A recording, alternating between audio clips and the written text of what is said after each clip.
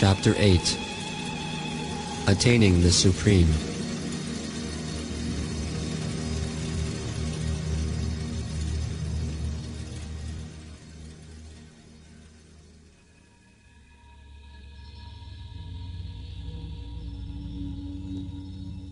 O my Lord, what is Brahman?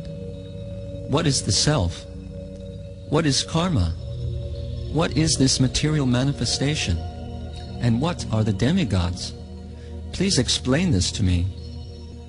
Also, who is the Lord of Sacrifice, and how does he live in the body?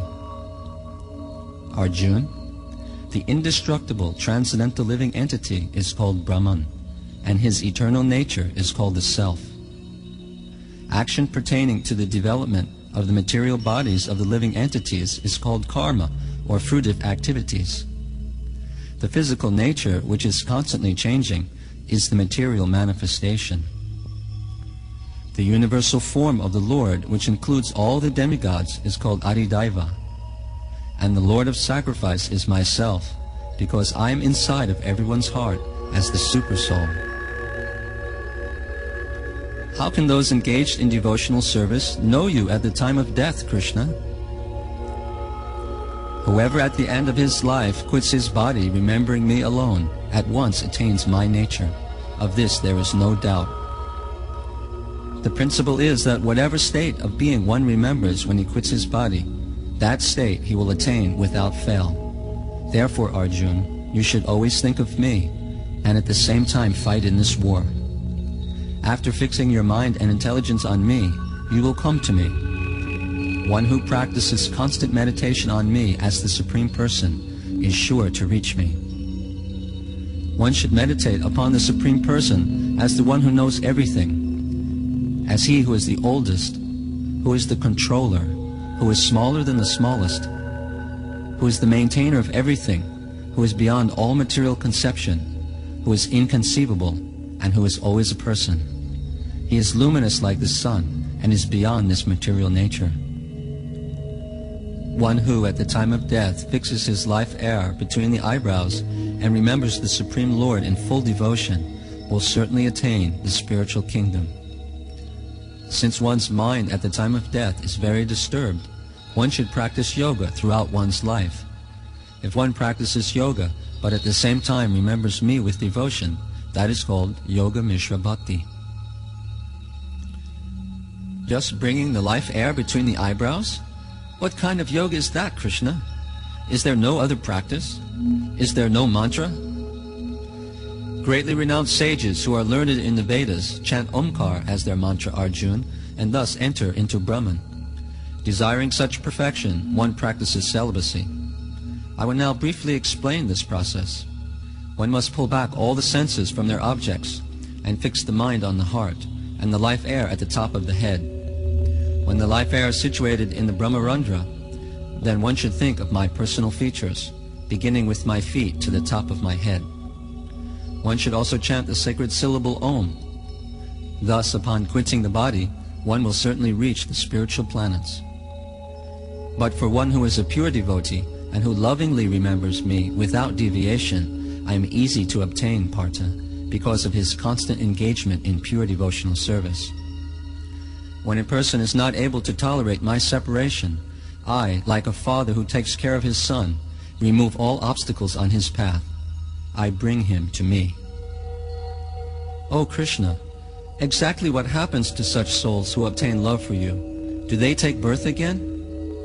Yes, Arjuna, but it's not an ordinary one. They very happily take birth, just like I took this wonderful birth in the house of Vasudeva.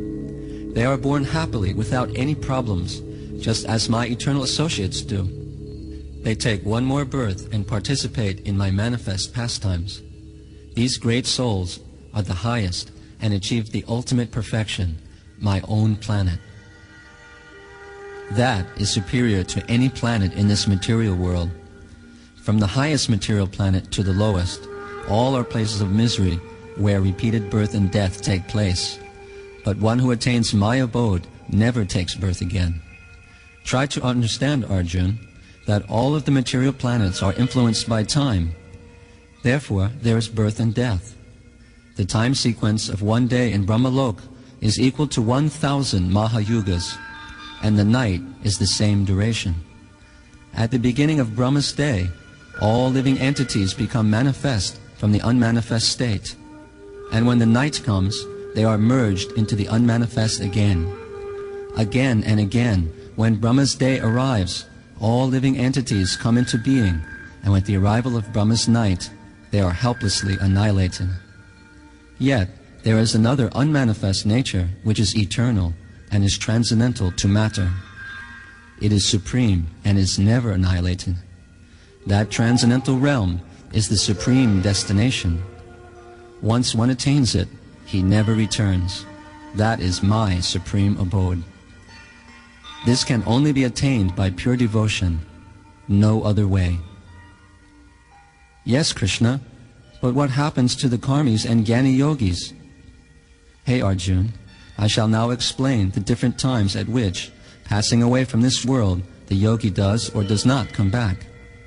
Only those who know the Supreme Brahman attain that Supreme by passing away from the world during the influence of the fiery god, in the light, at an auspicious moment of the day, during the fortnight of the waxing moon, or during the 6 months when the sun travels in the north. However, the mystic who passes away from this world during the smoke, the night, the fortnight of the waning moon, or the 6 months when the sun passes to the south, reaches the moon planet, but again comes back. According to Vedic opinion, there are 2 ways of passing from this world, one in light and one in darkness. When one passes in light, he does not come back, but when he passes in darkness, he returns. Although the devotees know these 2 paths, Arjun, they are never bewildered. Therefore, always be fixed in devotion. One who accepts the path of devotion is not bereft of the results derived from Vedic study, austerities, giving charity, or pursuing philosophical and fruitive activities. Simply by performing bhakti, he attains all these, and at the end he reaches my eternal abode.